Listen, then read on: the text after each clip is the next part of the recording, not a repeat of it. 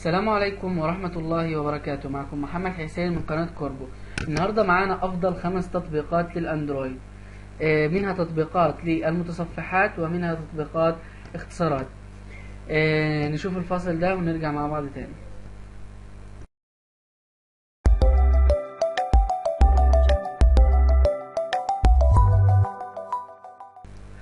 السلام عليكم ورحمة الله وبركاته. زي ما عرفنا او زي ما قلنا قبل من شوية ان التطبيقات معانا تطبيق تطبيقين متصفحات وتطبيقين اختصارات وتطبيق للخلفيات.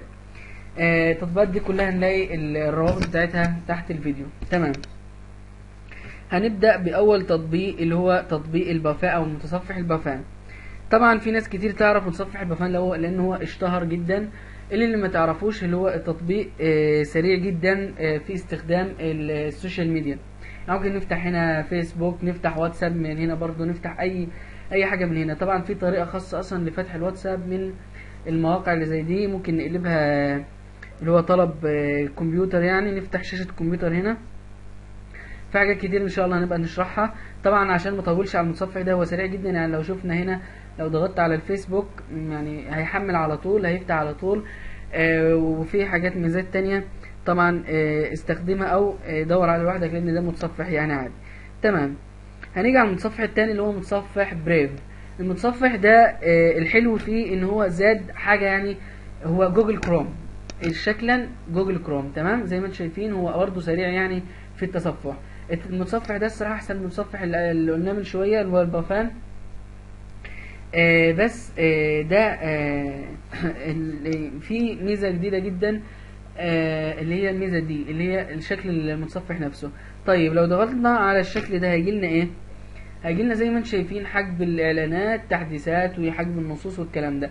يعني هنفهم من الكلام ده ان المتصفح ده ليه حجب الاعلانات. هو ده احسن حاجة، يعني طول ما انت شغال مش هتلاقي اعلان شغال معاك على الجهاز. ده الحلو فيه اللي موجود في المتصفح ده، ودي الميزة اللي فيه. في ميزات تانية اللي هو الحاجات زي انت اسفل وفوق ومش الكلام ده، وحجب الملفات التعريف وحجب البصمة والكلام ده. طبعا احنا مش عايزين الا حجب الاعلانات، ودي حاجة مهمة جدا يعني. تمام، وبرضه هو سريع في البحث وبرضه التصفح. تمام، ده اللي هو كان معانا التطبيق التاني. ندخل بقى على التطبيقات الاحسن بقى. نجيب التطبيق ده اللي هو اسمه وندر وول.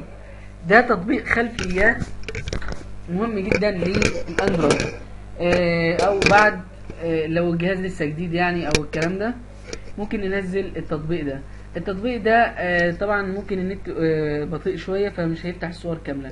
لو ضغطنا، لو احنا شايفين هنا في نجمة دي اول ما نحطها هنيجي على الثلاث نقط اللي انتم شايفينها فوق دي، هنضغط عليها هنلاقي الفيفوريتس. تمام، الفيفوريتس اللي هي المفضلات اللي احنا بنضغط عليهم على النجمة. تمام، لو فتحنا اول ايقونة اللي هي ستارت، او اللي هي كانت ايه، اللي هي 306 ستارز، ما علينا. لو شايفين هتفتح معانا الصفحة دي. تمام، لو عملنا ست از على، هنلاقي على الصورة الشخصية في واتساب، والخلفية وصورة جهاز اتصال، والخلفية زي ما اكنك فاتح الوول بيبر او الاستوديو بتاعتك وقاعد بتنزل او بتختار صورة. تمام، ممكن نقلب ونختار صور تانية.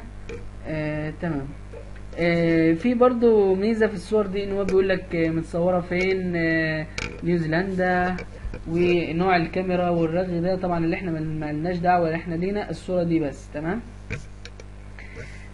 في برضو لو نزلنا لتحت هنلاقي يعني فوائد كتير او منوعات يعني للصور على البحر.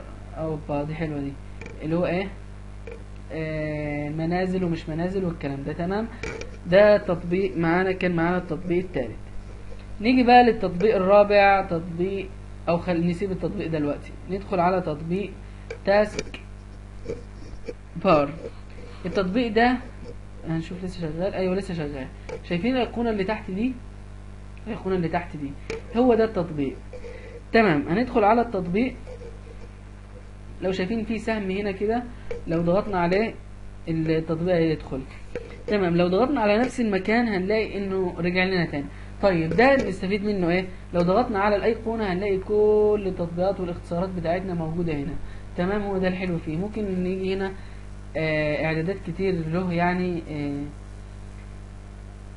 ندخل على المظهر وغيره، وامتى يفتح وامتى يقفل والحاجات دي. طبعا انا يعني ما دخلتش على التطبيق ده كتير يعني، لانه هو حلو الصراحه، هو حلو يعني. نجيب لنا الاختصارات على طول. يعني انا فاتح فيسبوك او غيره وعايز اختصار، عايز واتساب على طول، او عايز اي برنامج على طول، ممكن ندخل عليه من هنا. تمام.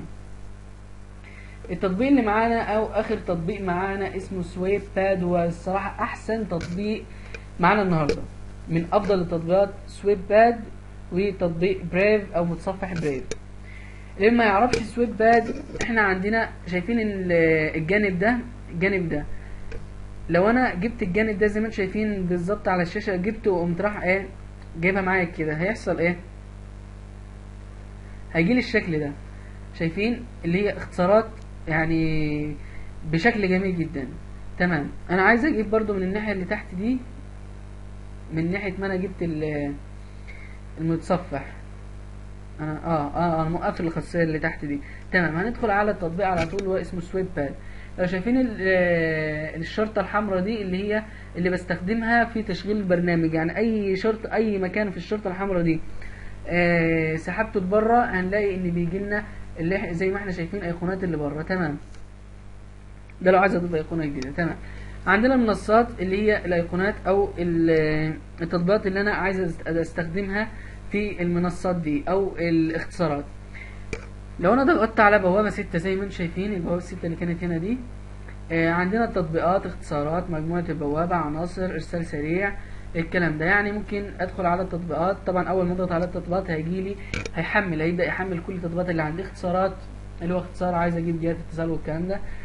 زي هنا برضو شايفين مجموعه البوابات برضو اللي هي الاسماء ومش اسماء والكلام ده. الصراحه ما اعرفش دي ايه عشان ما فتحتهاش، ممكن دي اعدادات والكلام ده.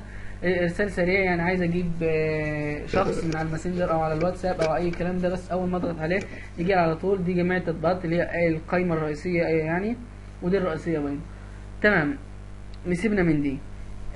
زي ما احنا شايفين انا ضغطت على بوابه 6 وضفت ضغطت على التطبيقات وضفت وليكن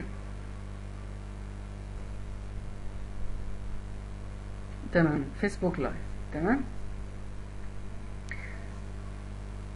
اول ما ضغطت على فيسبوك لايف جالي على البوابه رقم 6. مش مهم يعني بوابه، نعرف بوابه كام والرغي ده. المهم اللي احنا نيجي هنا كده. تمام. دي المنصه اللي احنا ضفناها. لو جينا هنا هنلاقي فيسبوك لايف شغال معانا. تمام. نسيبنا من دي دلوقتي. نيجي على النقاط الساخنه اللي هي من اي ناحيه نريد يعني ننزل الشاشه دي تجي لنا على طول الاختصار. عندنا اعلى الزاويه، اعلى الزاويه اليمنى. طبعا عشان نختار الناحيه اللي احنا عايزينها، لو شايفين اليسرى دي نضغط على اللوحة الافتراضية على طول. تمام.